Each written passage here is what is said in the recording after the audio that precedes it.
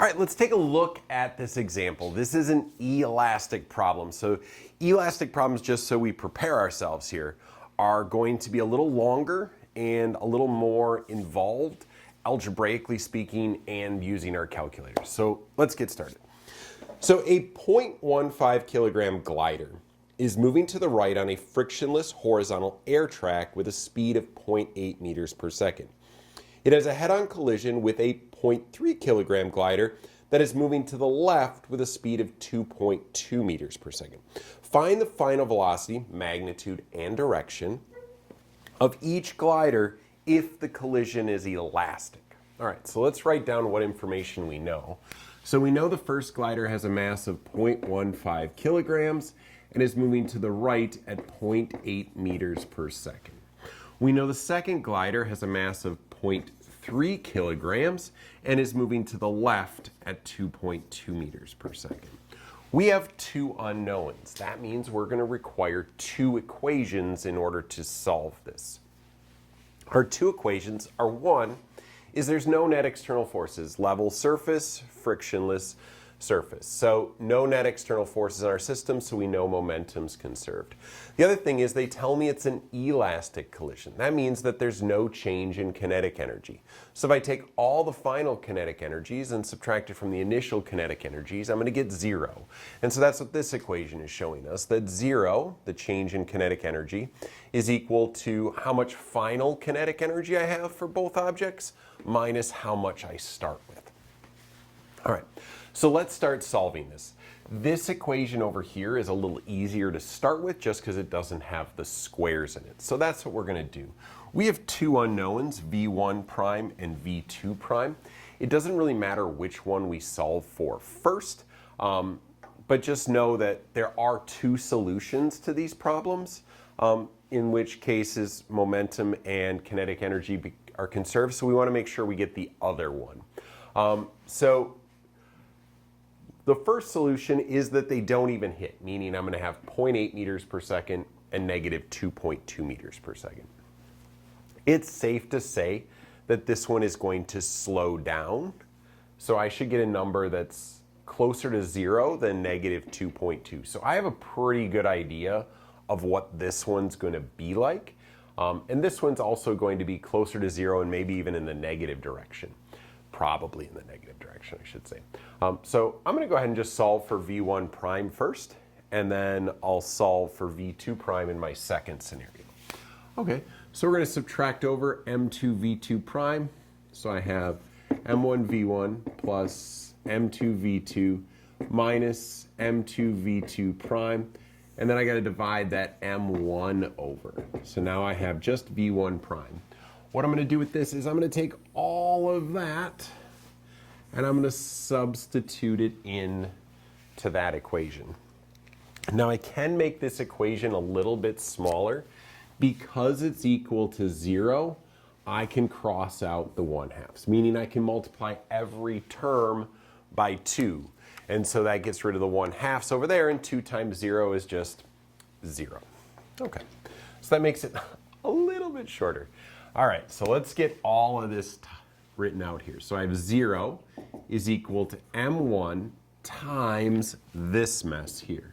So m1 v1 plus m2 v2 minus m2 v2 prime, all divided by m1 quantity squared. So we've gotten to here.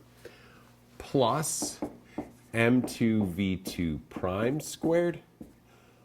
And then I'm going to distribute this negative sign instead of having the brackets. So I have a minus m1 v1 squared minus m2 v2 squared. All right, fair enough. Now, we're ready to put in our numbers and type this into Solver. Now, this one has nice numbers. These are kind of easy to deal with. Other problems, like when we do the Rutherford gold foil experiment, for instance, do not have the nicest numbers. So a good strategy at this point is to go, okay, I'm going to go ahead and list these as variables. So I'm going to call this variable A, B, C, and D. Okay? In doing so, I'm also going to have my unknown, which in our case is v2 prime. So v2 prime, I'm going to call that x, since that's the variable I want to solve for. Okay. What that means for me is that when I go to put this in my calculator, I'm going to use those variables, and I'm going to show you how that works. So this might be your first time using the multiple variables in Solver, and so we're going to see how that goes. So I have 0 is equal to m1, which is my variable a, times, and then keeping up with that strategy over there, a times variable v1, which is b, plus m2, which is c, times v2, which is d, minus m2, which is c, times v2 prime, which is x, all divided by m1, which was a. So it takes a little bit of practice to make sure that you can translate this and then type it in on the calculator, but we'll get there. So then we have cx squared minus ab squared minus c, and then d squared. Now, we're going to head over to the calculator quick and type this in and see what Solver tells us. So we're ready to put this into Solver, so we're going to have to go ahead, hit Math, go all the way to the bottom, or just press up to get there to get to Numeric Solver. We're going to end up clearing out anything you have there. So the left side of the equation for us was 0, and the right side of the equation. Now this is where it's going to be a little new for us because we had a bunch of variables.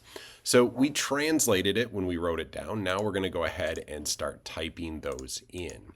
So I have a, and then I have alpha a times alpha b. If you want to put the multiplication sign, you can. If you don't, that's fine as well.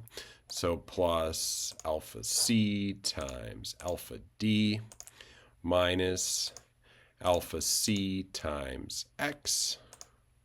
And that was our top. And then we had to divide it by, oops, we needed to close that parenthesis and divide it by alpha a, and then finish that up and square it. So that was that first part where we substituted in from the momentum equation into this kinetic energy equation. The rest is a little shorter, so then we can go ahead and add on our cx squared,